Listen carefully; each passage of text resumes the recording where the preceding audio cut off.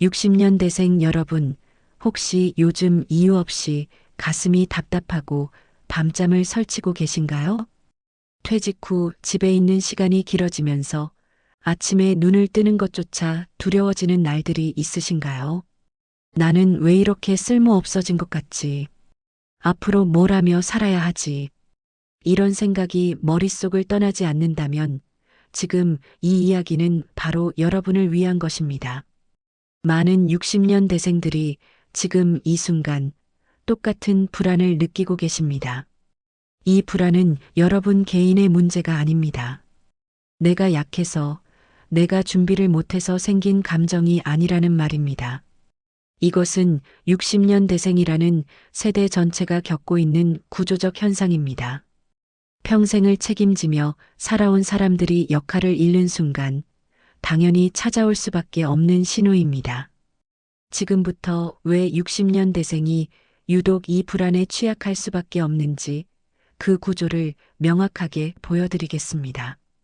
그리고 이 불안을 어떻게 다뤄야 하는지 실제로 효과가 있는 3가지 전략을 함께 나누겠습니다. 60년대생은 늘 책임의 중심에 서 있던 세대였습니다.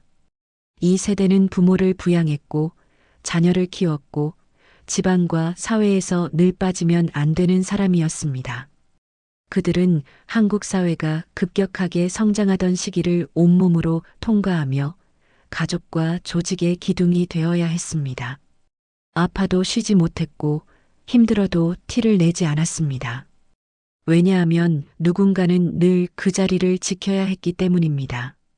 그래서 이 세대는 나 자신보다 역할로 살아온 시간이 훨씬 더 깁니다. 아버지로, 어머니로, 가장으로, 직장인으로 항상 누군가에게 필요한 사람이었습니다. 자신의 꿈이나 원하는 것보다 가족의 필요가 먼저였고 개인의 행복보다 책임이 우선이었습니다. 이들은 자신을 돌보는 시간을 뒤로 미루며 오직 앞만 보고 달려왔습니다. 그렇게 살아온 세월이 쌓이고 쌓여 어느덧 수십 년이 흘렀습니다. 그런데 문제는 바로 여기서 시작됩니다. 그렇게 평생을 역할로만 살아온 사람에게 어느 날 갑자기 그 역할이 사라지는 순간이 찾아오는 것입니다. 퇴직이나 역할의 축소는 단순히 일을 그만두는 사건이 아닙니다.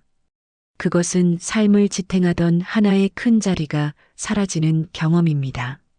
수십 년 동안 아침마다 출근하고 회의에 참석하고 중요한 결정을 내리던 사람이 어느 날 갑자기 그 모든 것에서 멀어집니다. 명함이 사라지고 정기적으로 만나던 사람들과의 연락이 끊기고 조직 안에서의 위치가 증발합니다. 하지만 이상하게도 책임은 여전히 남아 있습니다. 생활비를 벌어야 하고 가족 문제를 해결해야 하고 건강을 챙겨야 하고 미래를 걱정해야 합니다. 해야 할 일은 그대로인데 내가 맡을 자리는 없다는 이 기묘한 감각이 불안을 키웁니다. 자신은 여전히 책임져야 할 것들로 가득한데 그것을 감당할 수 있는 위치와 자원이 사라진 것입니다. 이 공백이 바로 60년대생이 느끼는 불안의 핵심입니다. 그래서 지금 여러분이 느끼는 이 불안은 게을러서 생긴 감정이 아닙니다. 쓸모 없어져서 생긴 감정도 아닙니다. 이것은 구조적으로 만들어진 한 세대가 공통으로 겪고 있는 현상입니다. 개인의 문제가 아니라 세대의 문제인 것입니다. 60년대생은 한국 사회의 가장 큰 변화를 몸으로 통과한 세대입니다. 이들은 고속 성장의 시대를 경험했고 IMF라는 거대한 경제 위기를 겪었으며 조기 퇴직의 물결을 정면으로 맞았습니다.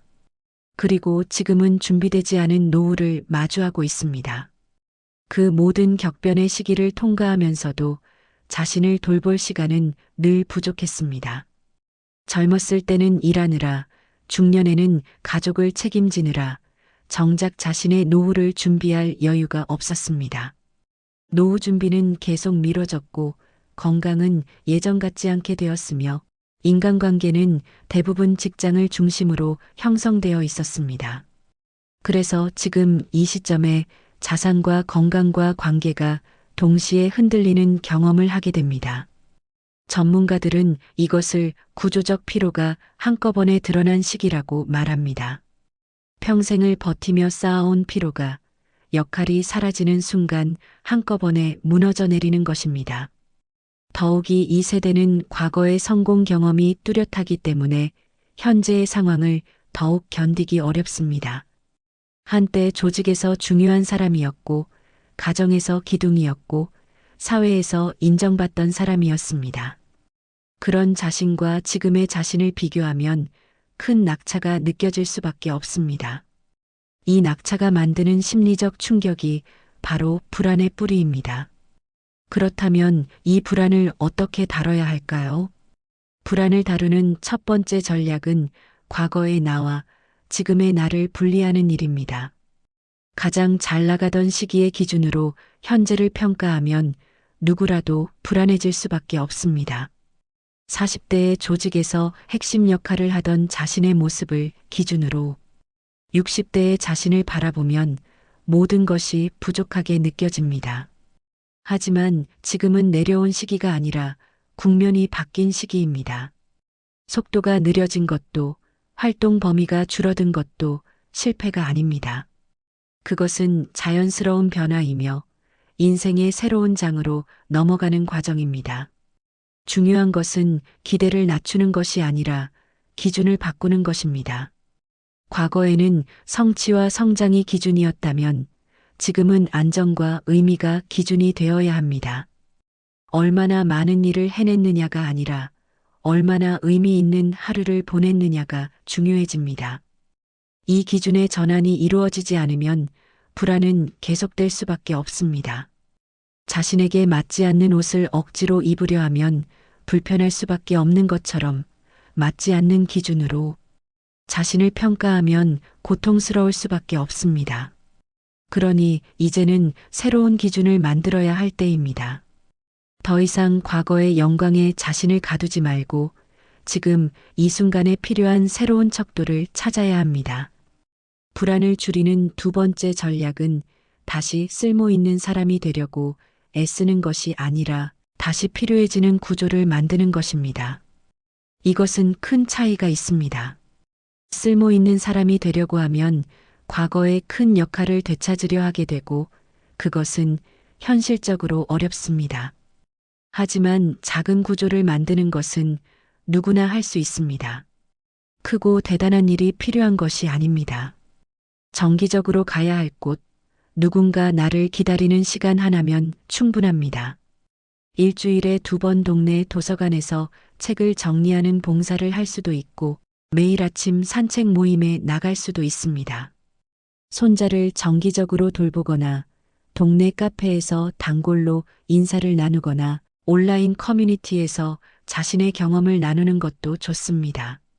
중요한 것은 규모가 아니라 규칙성입니다. 작은 역할은 하루의 리듬을 만들어줍니다. 아침에 일어날 이유가 생기고 하루를 구조화할 수 있는 틀이 생깁니다. 그리고 그 작은 역할을 통해 생각이 안정되고 존재감이 회복됩니다. 누군가 나를 기다리고 내가 그 자리에 있는 것이 의미가 있다는 느낌을 받게 되는 것입니다. 이것이 바로 불안을 잠재우는 가장 현실적인 방법입니다. 거창한 성취가 아니라 일상의 작은 필요함이 마음을 지탱해 줍니다. 그리고 이제 가장 중요한 이야기를 하려고 합니다. 많은 분들이 불안이 사라지면 그때 움직이겠다고 말씀하십니다.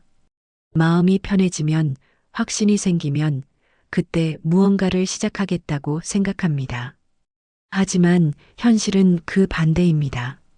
불안은 실패의 증거가 아니라 재설계를 요구하는 신호입니다. 이 감정을 없애려고 애쓸수록 삶은 더 멈추게 됩니다.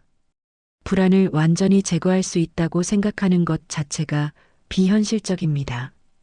인생의 어느 시기든 불안은 존재하며 특히 큰 전환기에는 불안이 동반될 수밖에 없습니다.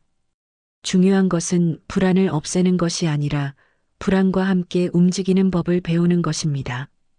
불안하더라도 작은 역할을 만들고 불안하더라도 하루의 리듬을 유지하고 불안하더라도 사람들과 연결되는 것입니다. 불안과 함께 움직이는 것, 그것이 지금 시기의 가장 현실적인 전략입니다. 불안을 적으로 여기지 말고 변화가 필요하다는 신호로 받아들이십시오. 그 신호를 따라 작은 변화를 만들어 나가는 것, 그것이 이 시기를 지혜롭게 통과하는 방법입니다. 완벽한 마음의 평화를 기다리다가는 아무것도 시작하지 못하게 됩니다. 불완전한 마음을 안고서도 한 걸음씩 나아가는 것이 진짜 용기입니다. 지금 이 순간 느끼고 계신 불안은 여러분이 약해서 생긴 것이 결코 아닙니다. 그것은 너무 오래, 너무 열심히 책임을 다해온 사람에게 자연스럽게 찾아오는 감정입니다. 한 시대를 온몸으로 살아낸 사람에게 찾아온 정당한 신호입니다. 이 시기는 무너지는 때가 아니라 새로운 기준을 만드는 전환기입니다. 속도는 느려져도 괜찮습니다. 중요한 것은 방향을 다시 잡는 것이고 그 방향은 지금도 충분히 잡을 수 있습니다. 과거의 기준을 내려놓고 작은 역할을 다시 만들고 불안과 함께 걸어가는 것. 이 세 가지만 기억하신다면 지금보다 훨씬 더 안정된 마음으로 하루하루를 살아가실 수 있을 것입니다. 여러분은 지금까지 정말 잘해오셨습니다. 그러니 이제는 자신에게 조금 더 너그러워지셔도 됩니다. 이 이야기가 여러분의 마음에 작은 위로가 되었기를 진심으로 바랍니다. 이런 이야기들이 더 많은 분들에게 전해질 수 있도록 구독과 좋아요로 응원해 주시면 큰 힘이 됩니다. 여러분의 작은 관심 하나하나가 더 깊이 있고 따뜻한 콘텐츠를 만드는 원동력이 됩니다. 그리고 지금 가장 무거운 고민은 무엇인가요? 어디에서 가장 불안하신가요? 혹시 이 이야기를 들으며 떠오른 여러분만의 경험이나 생각이 있으시다면 댓글로 나눠주세요. 그 대화를 시작하는 순간 여러분의 다음 장은 이미 열리기 시작할 것입니다. 시청해 주셔서 감사합니다.